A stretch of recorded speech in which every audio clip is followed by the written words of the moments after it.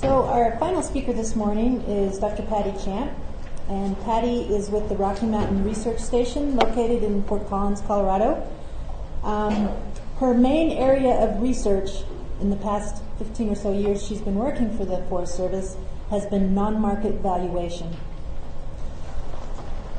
Excuse me. Prior to joining the Rocky Mountain Research Station, Patty received a PhD in Agriculture and Applied Economics from the University of Wisconsin. Well, first I'd like to just say thank you for inviting me here. It's been a pleasure. I've learned a lot over the last couple days. And I'm really going to focus my talk on non-market valuation. And just my goal is to have you leave with a sense of what kind of questions could we answer if we were to implement non-market valuation techniques. But before I get to that, the question is, why am I here? I wasn't quite sure myself. I thought, well, maybe it's a mistake. My husband does research in communications and the environment, and he's actually a really good speaker. His PowerPoints have video. I thought maybe they meant to call him instead of me, and I answered the phone. But that might not be it. It's also possible they couldn't find anyone else. Maybe they were desperate. I didn't think that was likely after listening to the talks the last 2 days. The quality of the speakers has been exceptional. And I know a lot of my colleagues would be happy to be in my shoes right now. So that left me with the third possibility, and that is that the organizers of this conference recognize that economic considerations are important when difficult resource management decisions are being made, and maybe that's why they invited me. Well, based on that, I looked for some evidence that that's what they were really doing. And I noticed in the conference materials, they mentioned that this conference will explore innovative restoration and management approaches for Great Basin landscapes in the face of climate change, rapidly growing human population, limited water resources, increases in invasive species, and altered fire regimes. Maintaining these ecosystems and communities requires management approaches that use larger spatial scales and longer time scales than in the past, and that incorporate economic and social consideration. And Mark talked a little bit about some of the social piece yesterday, and I'm going to talk about economic considerations. Well, what are economic considerations? Oftentimes people just think of economic considerations as the cost of a project. Well, it's much more than that, and some economic considerations outside of cost are fairly easy to think about. Something like economic impact analysis. And many of you are probably familiar with economic impact analysis, and that's kind of answers the question, what would be the effect on the local economy if Great Basin National Park is closed? And you start counting lost jobs and lost revenue from visitors, and you add some multiplier effects, and you can say this is the economic impact of that decision. However, some other economic considerations are a little bit more difficult to get your head about. What are the economic benefits associated with managing Pyramid Lake for endangered fish species? Well, you don't really see a change in any kind of revenue stream. You might not see a change in visitation, yet a lot of people would argue that that is an important economic consideration because the public cares about those endangered species. So that's why I'm going to focus a little bit. So in my talk, I have a little roadmap here. I'd first just like to talk about ecosystem services. I mean, everyone in this room is very familiar with that concept, and I'm just going to offer a variety of definitions, and we don't need to agree on any particular one. But from that, I want to kind of go, well, then what are ecosystem values? How do you value these ecosystem services? And that gets us into the economic realm. And I'm really going to talk about one approach. It's not the only approach for valuing ecosystem services, and that's non-market valuation. And then I want to just talk about how does non-market valuation work? What kind of research or application questions could you respond to with this kind of data? And again, why would anyone want to do this? So in the end, I'll just try to make sure it's clear why this is actually even worth your while to sit here instead of going for lunch early.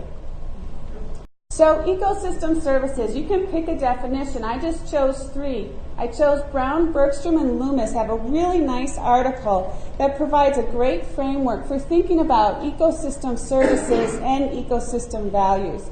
And Brown happens to have an office next to mine, so I was able to take some of his charts as well, you'll see. But they talk about flows from an ecosystem that are relatively immediate benefit to humans and occur naturally. So they're kind of limiting the definition with respect to humans. And Wikipedia, everyone uses Wikipedia, and I never really have, so I thought I'm going to use Wikipedia. Humankind benefits from a multitude of resources and processes that are supplied by natural ecosystems. Collectively, these benefits are known as ecosystem service. And then there is a nice website. It's kind of cute. They have a little frog that leaps throughout. It's not real in depth, but it is called ecosystemvaluation.org. And they define ecosystem services are beneficial outcomes for the natural environment or people, so that's a little bit different than the Brown definition, that result from ecosystem functions. So what are ecosystem values then? We can kind of get a sense of what ecosystem services are. What are the values? Well, again, from that website, they define ecosystem values as measures of how important ecosystem services are to people, what they're worth. So this kind of gets to that idea, we're going to quantify what these ecosystem services are worth. And then Brown, Bergstrom, and Loomis just mentioned that from an economic perspective, things are of value if they are of utility to humans. And humans can get utility or enjoyment from just knowing something exists. So there can be value in, the managing for an endangered species that you're never going to see, you're never going to consume. So this is actually from the Brown article, and it just kind of shows that flow from an ecosystem to the ecosystem produces ecosystem goods or services, and then when it goes through the human system, then we come out with ecosystem value. Well, from a management resource, this really simplified idea here is you're making management decisions that's going to affect your ecosystem goods or services, and this is really simplified. There could be kind of a category in between, and that's going to affect 2 different kinds of values. Your market values, maybe things like timber, or your non-market values, things like recreation or endangered species. So this little box is where I'm going to focus the rest of my talk. So how do we value non-market goods and services? Well, usually we use this technique called non-market valuation, and usually we measure things in currency. Depending on where you live in the United States, we use dollars, but that doesn't have to be the case. So throughout my examples, you'll see everything measured in dollars, but keep in mind you could measure things in something else if that's what you're interested. So there's been studies where they've asked people about bowls of rice. How many bowls of rice would you be willing to, pay for something? Or resources to resources. Would you rather, have a boat launch or more bathrooms or more park benches? So you can kind of trade off those goods.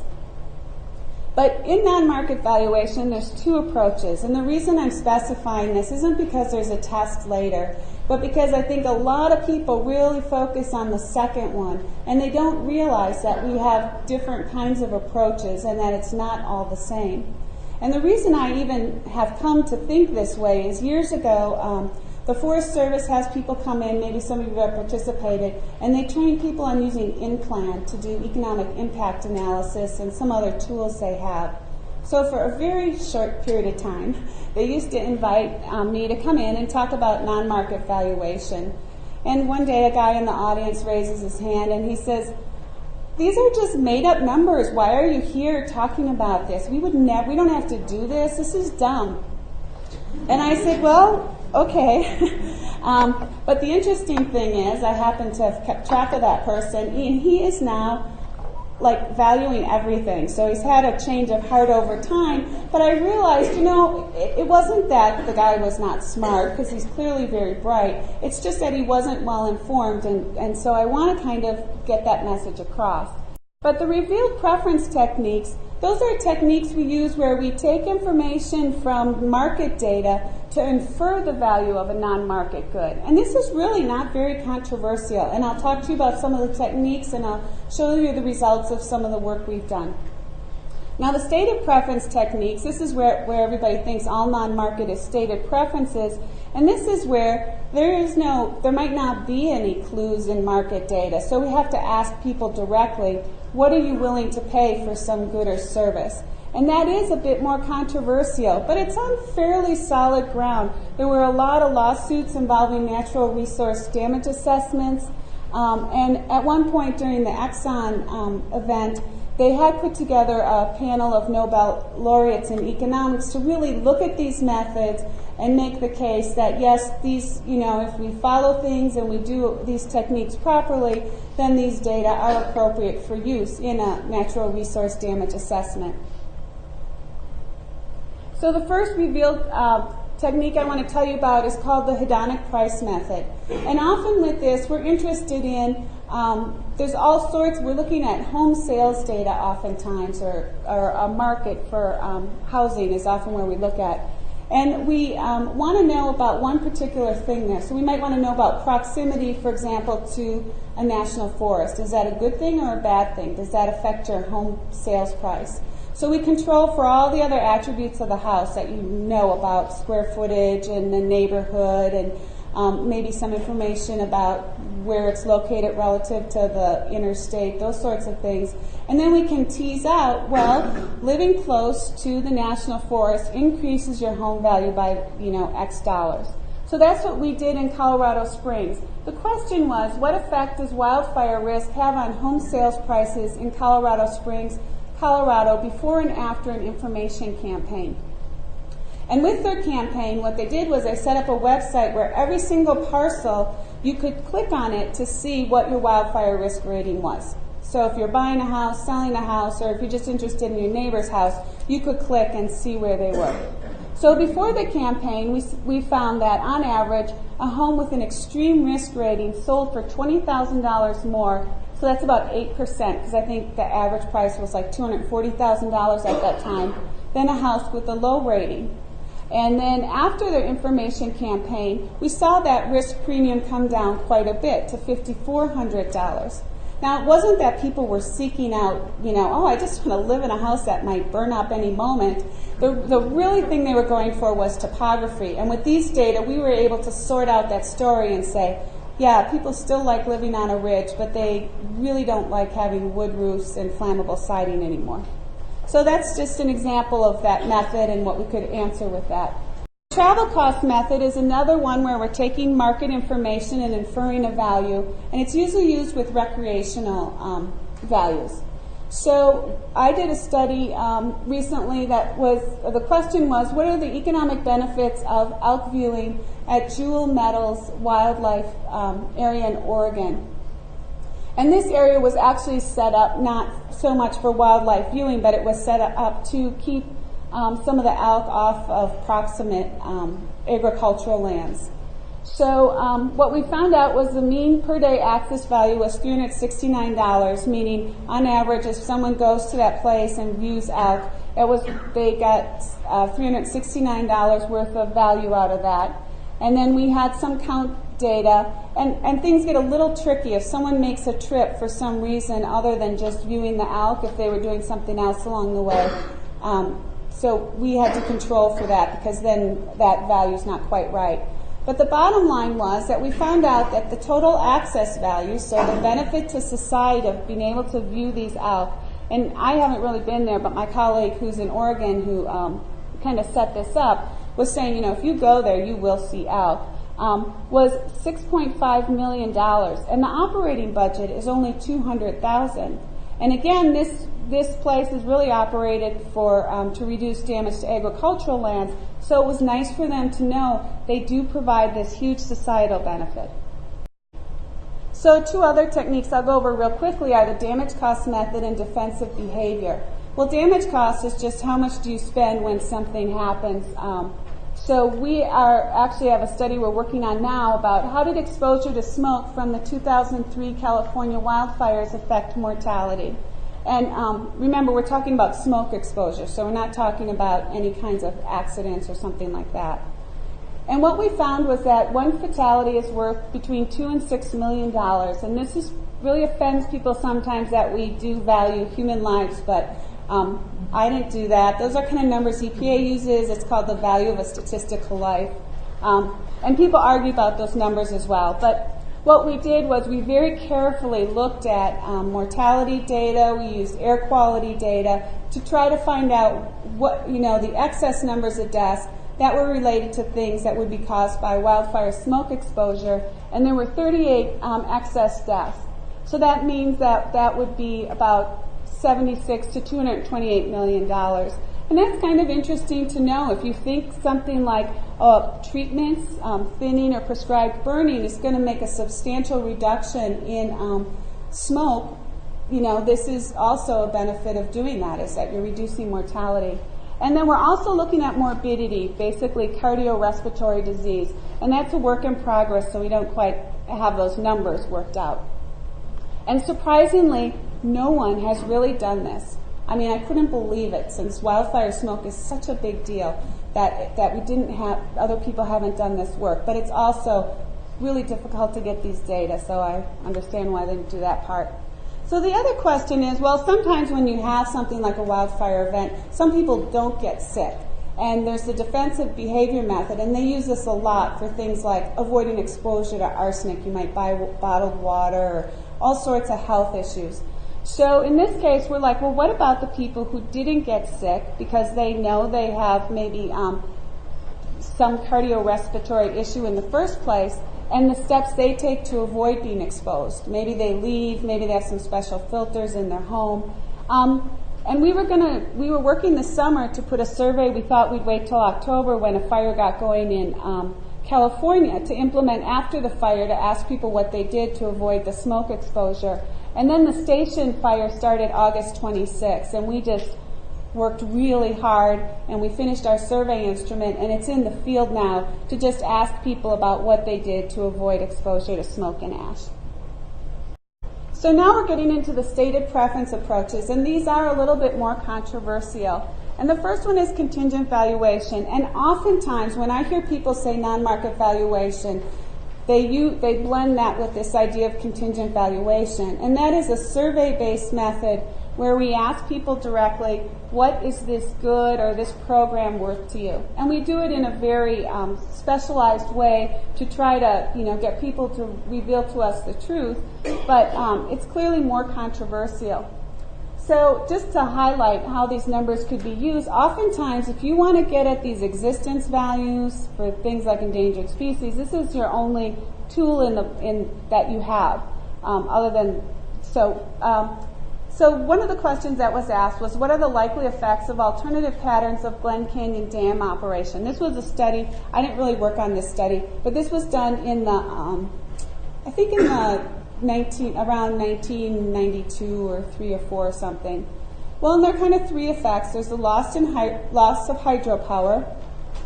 There's a positive impact on whitewater boating and fishing downstream. And I think they used a travel cost model to figure out what that was.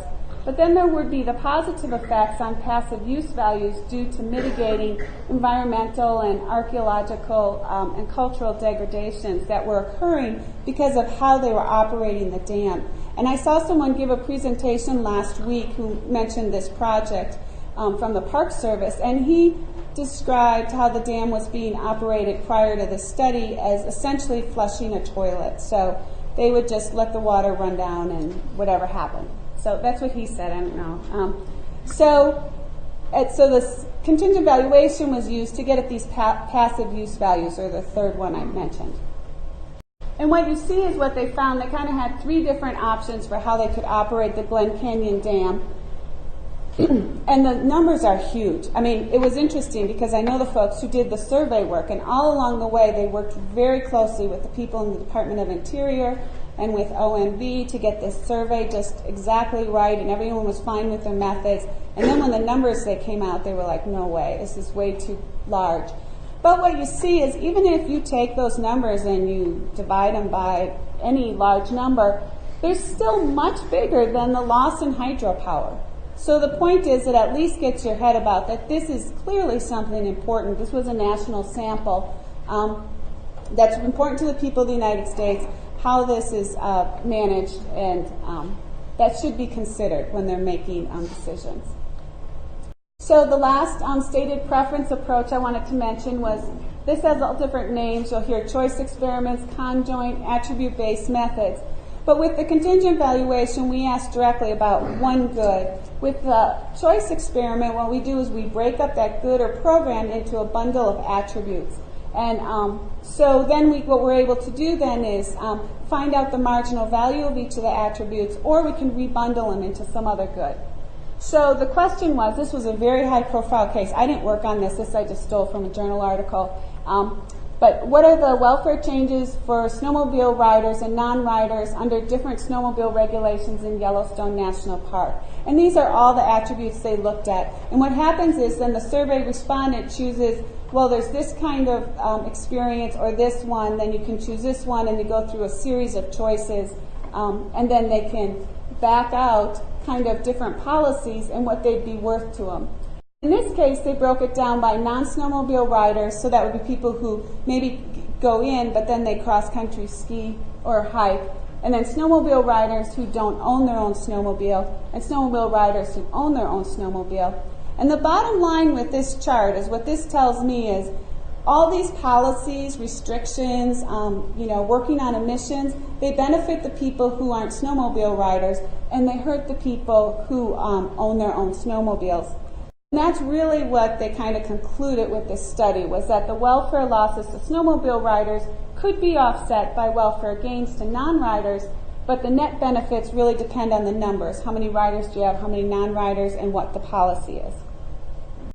So you might be saying, okay, I'm an environmentalist, I want to recycle. So you can do that, and it's called benefit transfer, and we just take values from other studies, put them together, and kind of get a ballpark estimate.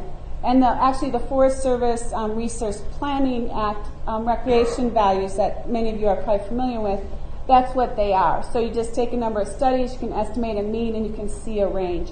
And there's a lot of different ways you can do this, but it can be done. There's some issues with it. So why would anyone go through this trouble? Well, Mark said yesterday, for public lands, it's ethical to identify outcomes sought by public land owners. That means that somebody who lives in New Jersey should have some say in what happens with Glen Canyon Dam. And these approaches allow us to kind of do that. Also, you can evaluate projects retrospectively or programs. That's what we did in Colorado Springs. And they said that was very useful for them to know how their program affected home sales prices.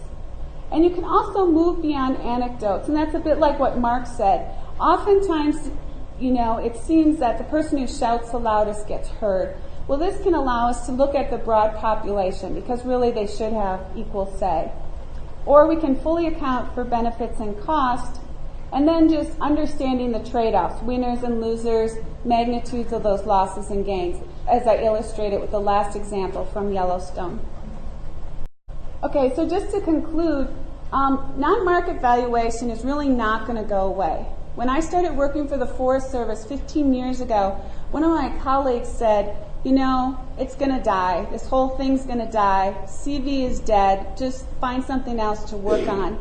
And I thought, you gotta be kidding me. I just worked really hard to get my PhD in this area, and it's dead, So I'm gonna, be a greeter at Walmart? This is crazy. Well, fortunately, for me at least, it didn't work out that way. Also, there are many techniques, and it's interesting because I've heard people say this, and I've seen in other people's PowerPoint. There's not a one-size-fits-all. So if the topic comes up and someone says, oh, we can't do that, somebody did that there and it didn't work, well, yeah, that might not be appropriate for here, but there might be something that's appropriate. But you might want to exercise some restraint. Costanza's a very well-respected economist, but he had kind of valued everything. The annual economic value of all ecosystem services was $33 trillion per year, and that seemed a little bit much to me. Not so much the number was too much, but just the whole concept of let's just get the non-market value of the entire Great Basin. That would make me very uncomfortable. So if you're going to measure non-market values, do a good job, because you know what? It's a lot of work, even if you do a bad job, so you might just well do it right. Get some help. Actually, it happens that we did a primer. Since we're federal, we don't get any royalties. So, but we wrote that book. The reason we wrote that book was because we wanted this to be accessible to people who didn't have a PhD in economics, because people are hearing about these techniques, but a lot of the literature is pretty technical. So that's it. Thank you.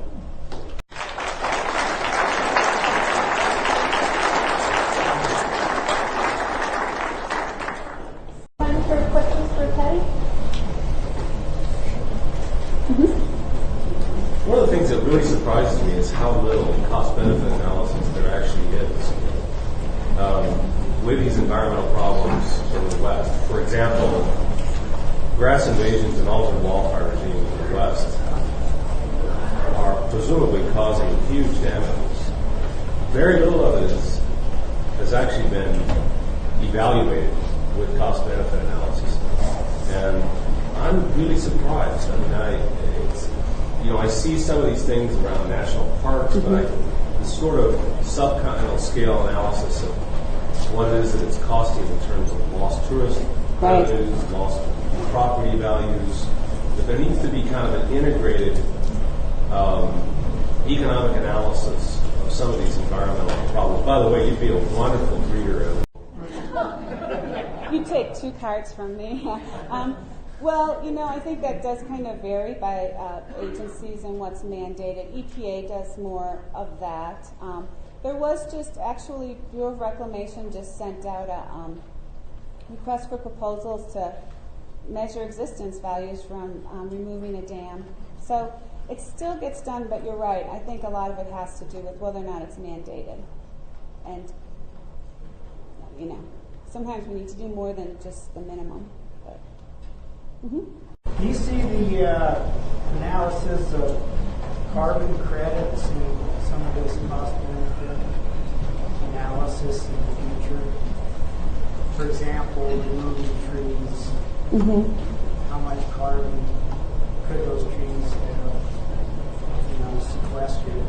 I think that will, I would think definitely these emerging markets for kind of ecosystem services like that. There's also some water stuff going on. That was definitely, that kind of information will be used to, I would expect it would be used to kind of analyze kind of the benefit cost of managing a different way with respect to carbon.